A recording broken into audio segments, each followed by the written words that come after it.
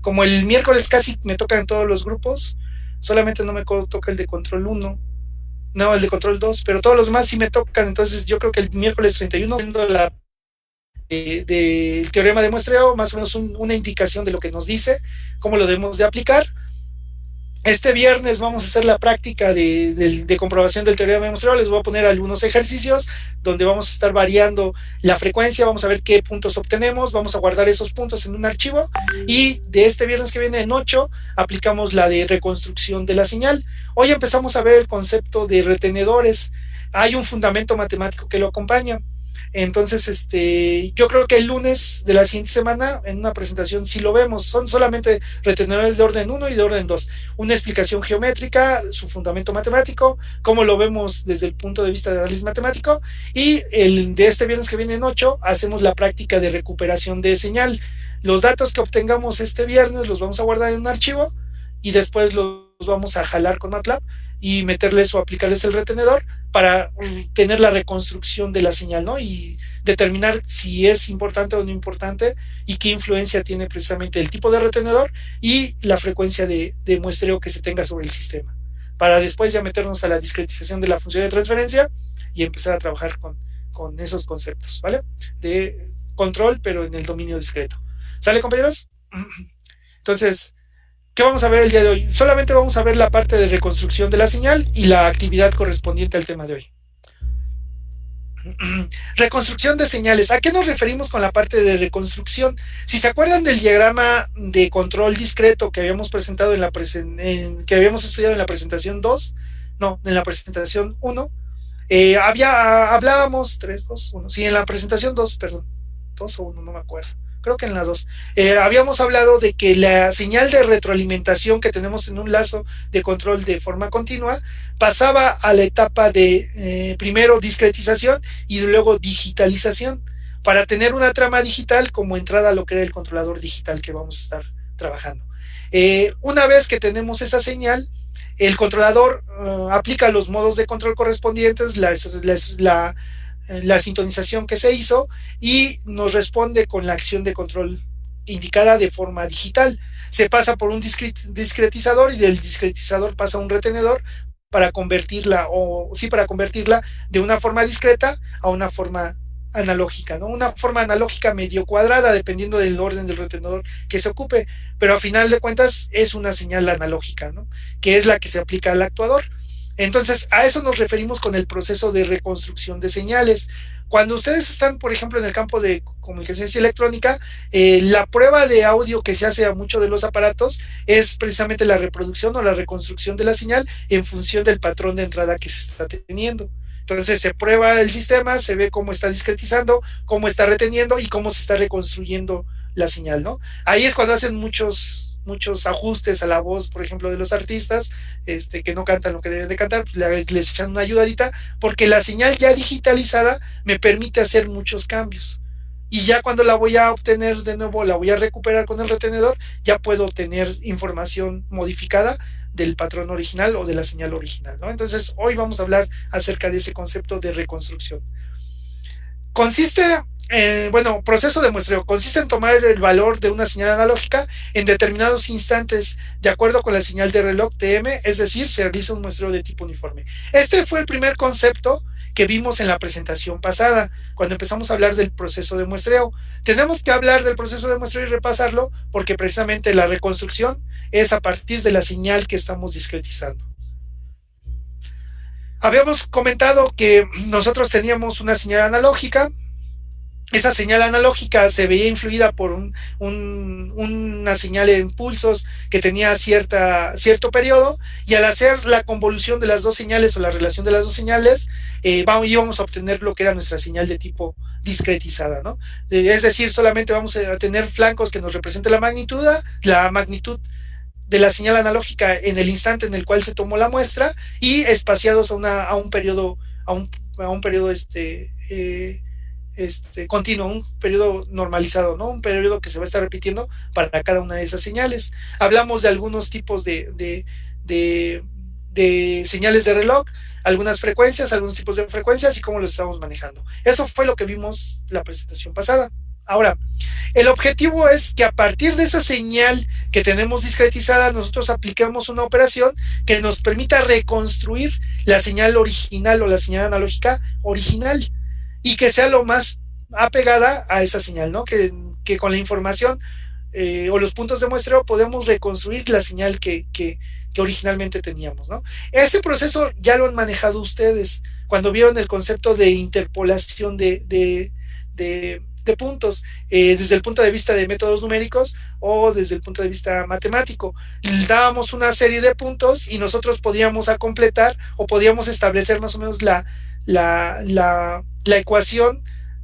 Casi siempre es por puntos de recta, ecuaciones o secciones de curva de tipo recta, que tienen una ecuación asociada y podíamos nosotros completar la información indicando que estamos interpolando a partir de dos puntos conocidos, ¿no? El problema es que si el periodo de muestreo no lo seleccionamos de manera adecuada, estos puntos de muestreo pueden tener una separación muy amplia, muy grande, y que entre ellos, entre esos dos puntos, no se detecte precisamente, por ejemplo, en este caso, la cresta que estamos manejando en la señal, ¿no? Si nosotros vamos a hacer un retenedor, lo ideal es que nos diera la curva suavizada, pero vamos a ver que en realidad lo que vamos a hacer es a completar con líneas rectas. Entonces, en lugar de detectar esta cresta de este valor, lo que vamos a detectar va a ser una línea recta que une los dos puntos finales de la magnitud. Y en lugar de tener la cresta, tendríamos algo así. Perdón, déjenme rayar un color diferente, rojo, blanco, violeta.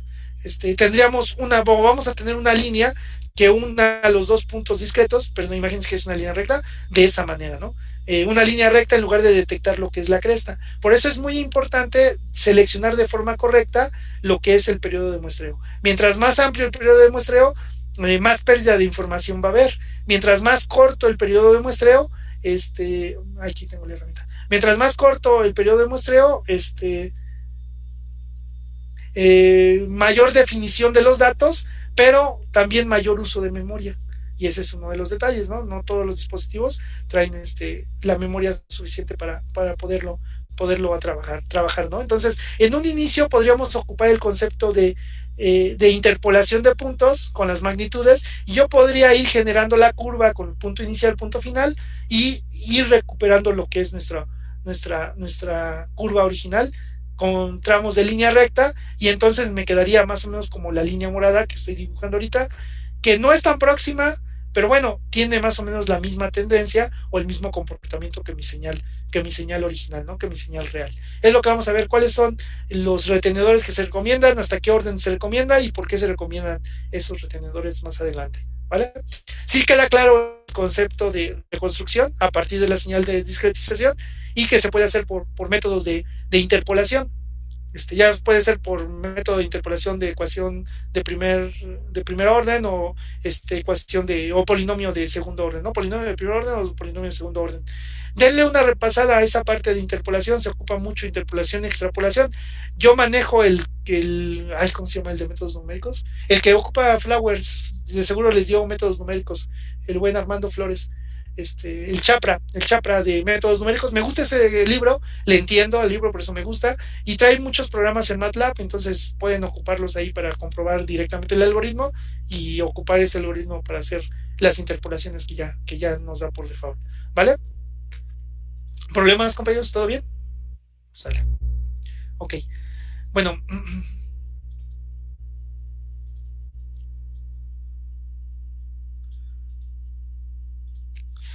¿cómo recuperar el original? Bueno, si a partir de la señal discreta se vuelve a convertir en deltas, es decir, en pulsos, con la amplitud correspondiente y se realiza un filtro pasabajas ideal a partir de la señal discretizada, se obtendrá la señal original.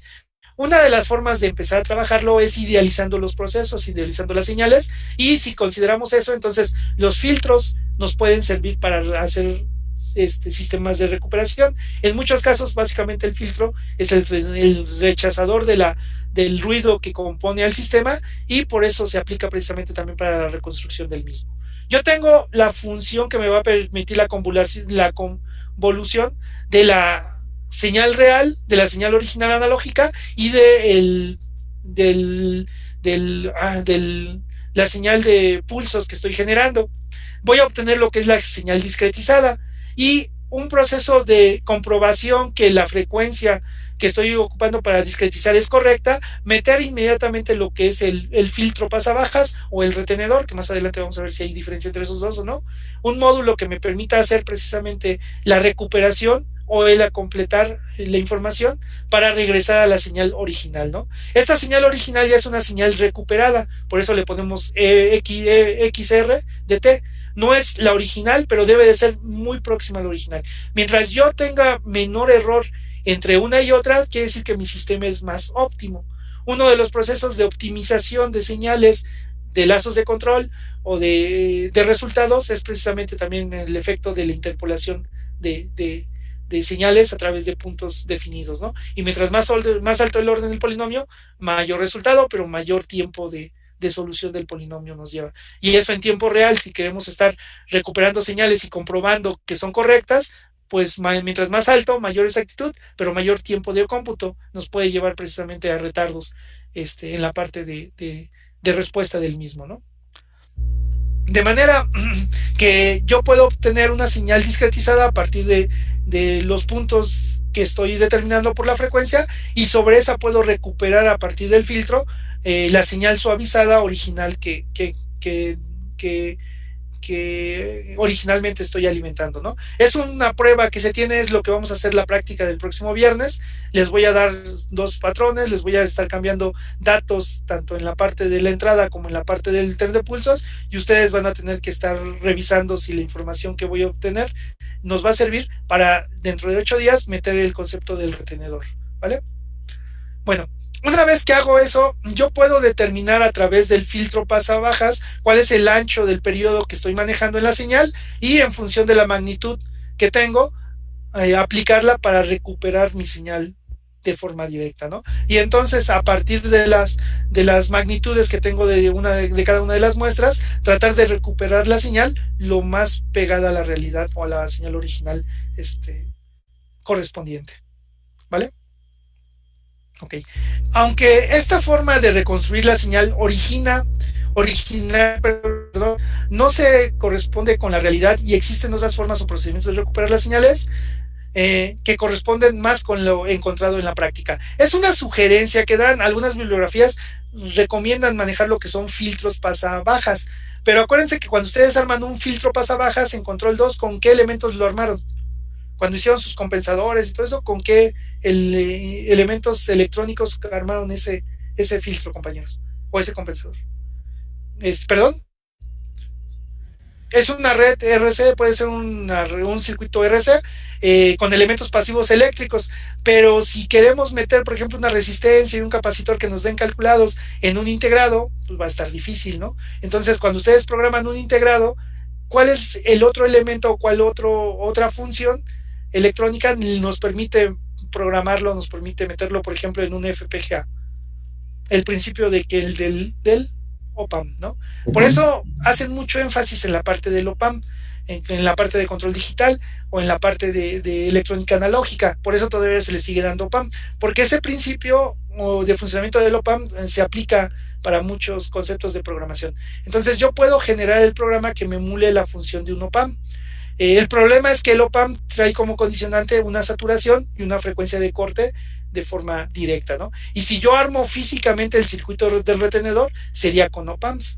Y si no tengo cuidado, puedo pegarle a la frecuencia de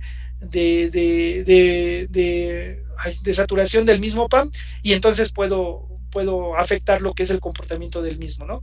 Ese es uno de los inconvenientes. Por eso ahí en control 2 los pusieron a armar el compensador y en electrónica analógica, cuando hicieron el control de motor, lo debieron haber hecho precisamente con los OPAM, que nos sirve para reforzar el tema de respuesta en frecuencia en control. Más o menos están en el mismo semestre, me parece que esas dos materias, ¿no?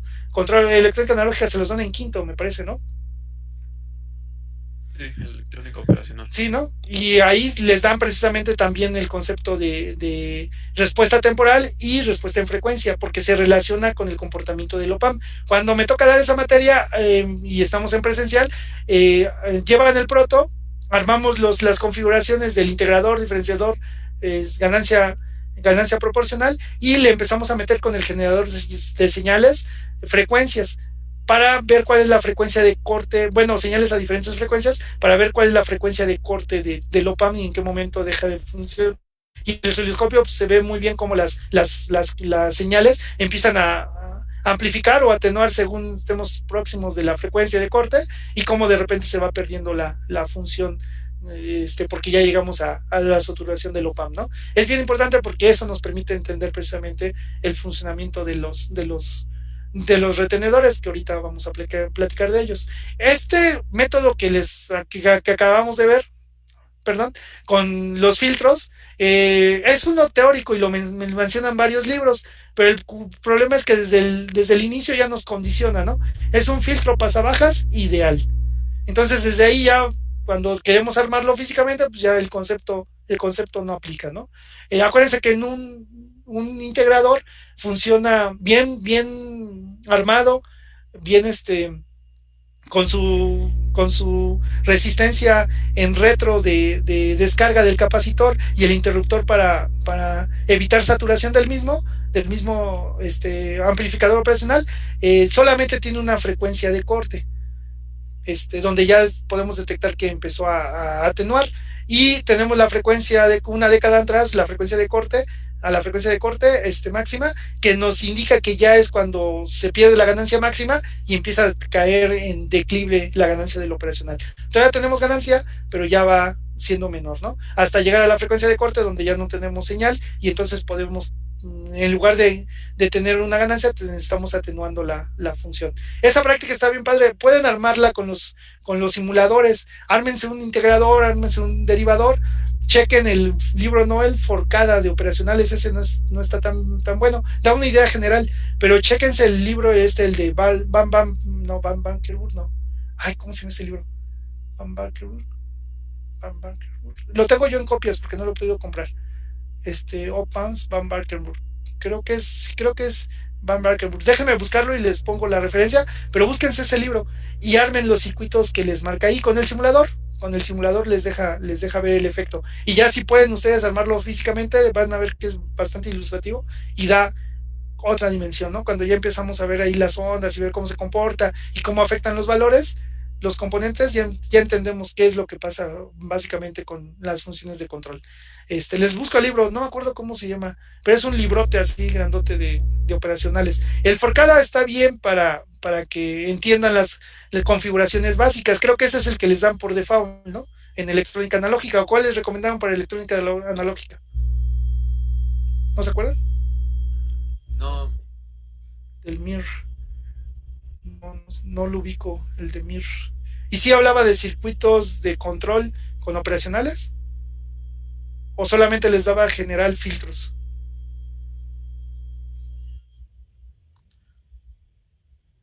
Ok. No lo conozco el MIR, luego si quieren me pueden pasar la bibliografía para darle una ojeada, pero yo manejo ese libro, el que se me escapa ahorita, Van Bankenburg o algo así es.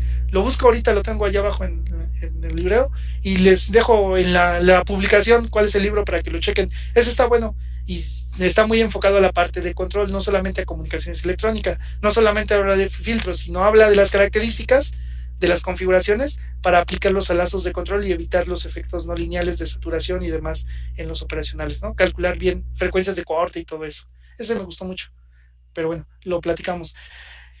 Reconstrucción con retenedores. La otra opción de reconstruir una señal, si no lo hacemos con un filtro pasabajas idealizado, es meter un retenedor.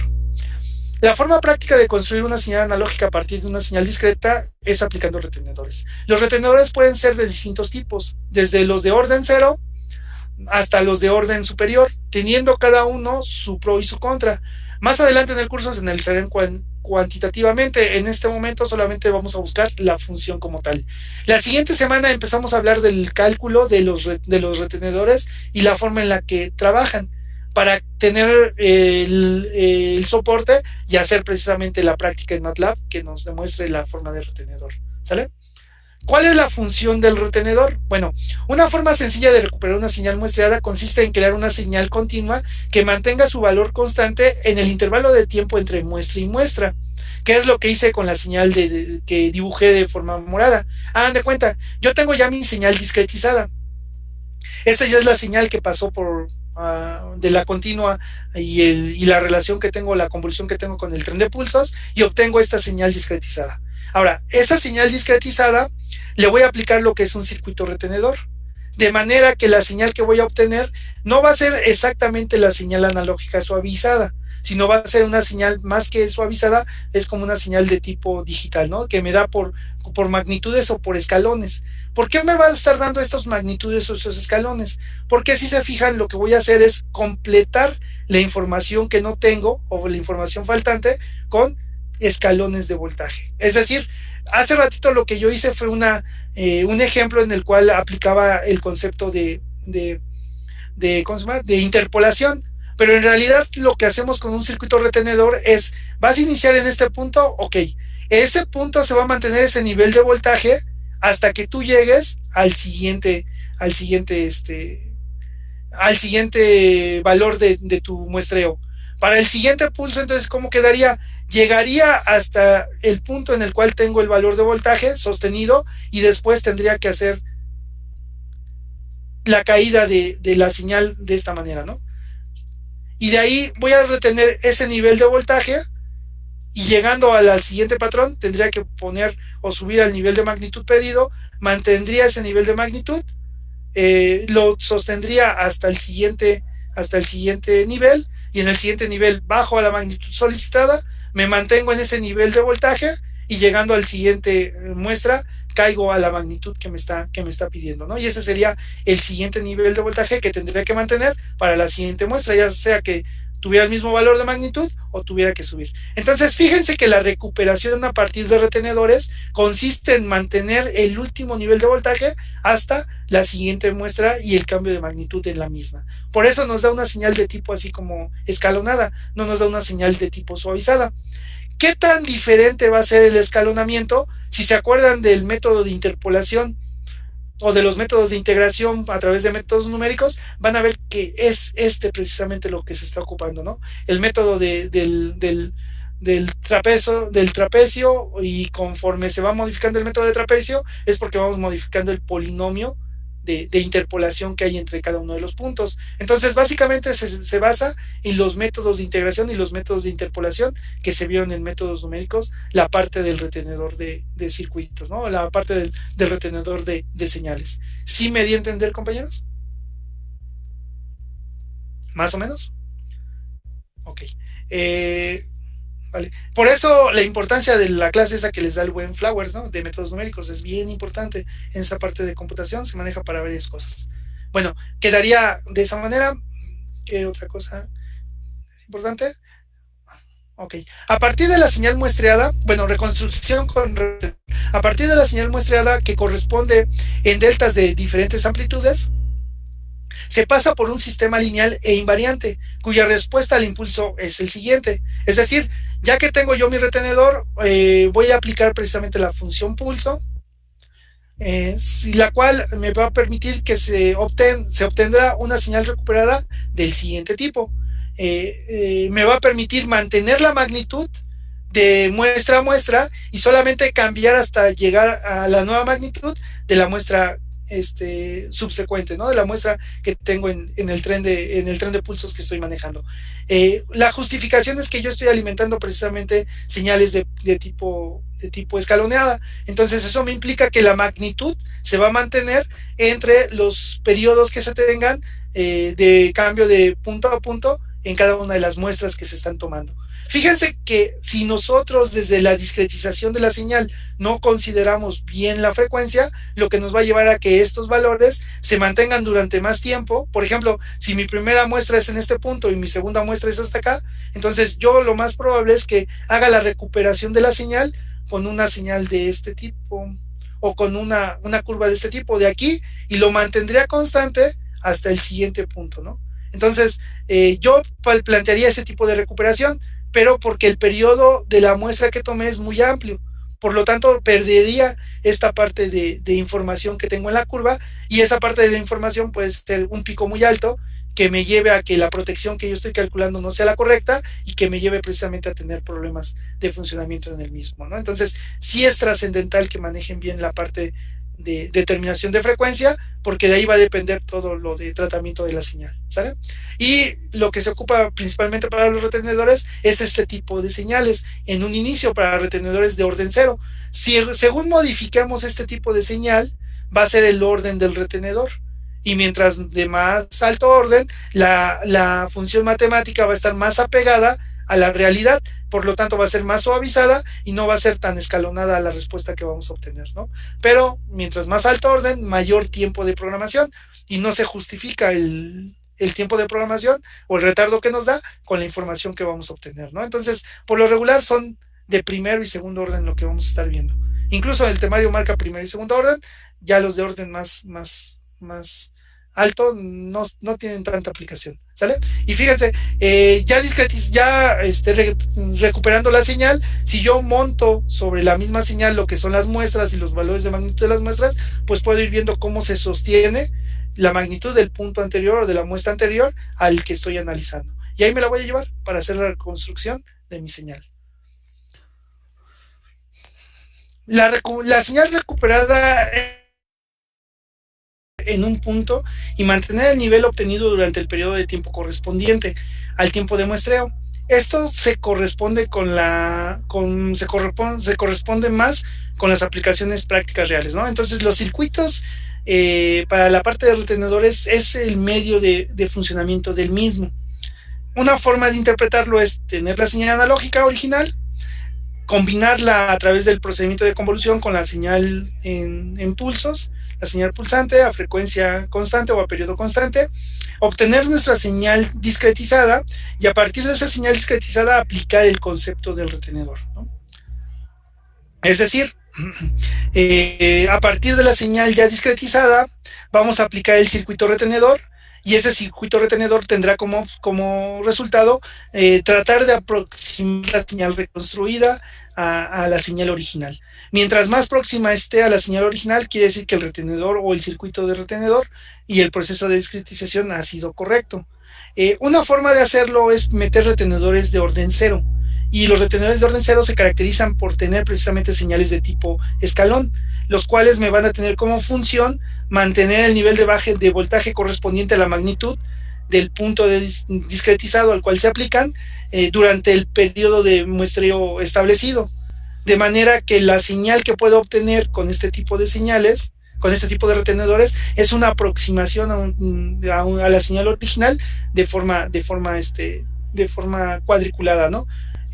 Mientras yo aumente el orden del retenedor, voy a suavizar lo que es la curva de aplicación entre periodo y periodo, o entre muestra y muestra, y eso me puede llevar a ir acercando aún más a la realidad el tipo de gráfica que estoy obteniendo. ¿Sí lo ven, compañeros? ¿Sí se vio el cambio entre la cuadrada y ya una aproximación más? No le cambié el color, yo creo que le voy a cambiar el color para que se vea, se distinga. Pero ahí tenemos, ¿no? Mientras más aumentamos el orden del retenedor, fíjense que la señal que se ocupa es diferente. Y entonces la aplicación de reconstrucción se apega más a la señal original. ¿Sale? ¿Problemas hasta ahí, compañeros? ¿No? ¿Todo bien? No, entonces, profe, el de orden cero da un escalón y entre más lo aumentemos, pues se va aproximando más a una onda, ¿no? Ajá, sí, básicamente. Fíjate que esto se parece mucho al método de integración por rectángulos. Cuando ustedes ven métodos numéricos para resolucionar o para resolver la integración de el área bajo una curva, lo que plantea el método de interpolación es, ¿sabes qué? Plantea lo que es un rectángulo para cada uno de los intervalos de cierta magnitud ese rectángulo de cierta base.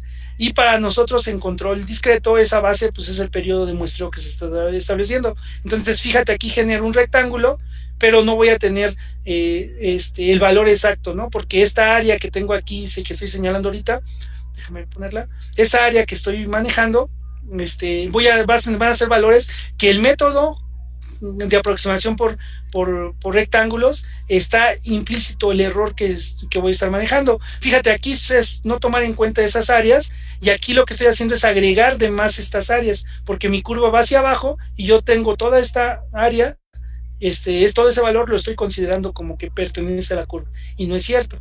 Y eso es lo que caracteriza precisamente a los métodos numéricos para resolución de integrales o de sistemas de integración, ¿no? Es una aproximación a ese concepto.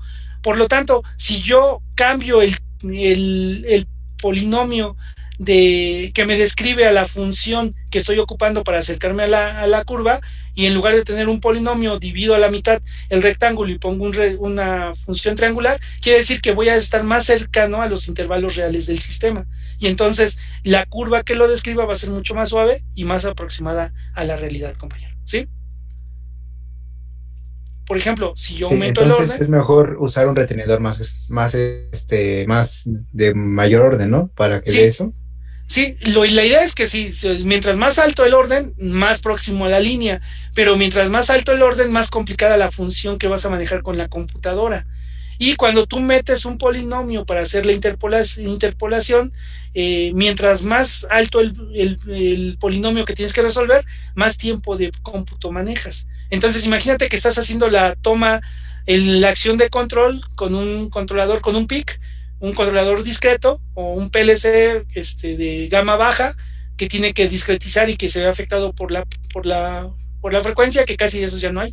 Vamos a hacer que lo haces con un PIC o con un microcontrolador o con una Arduino que tiene cierta frecuencia de monitoreo ya establecida.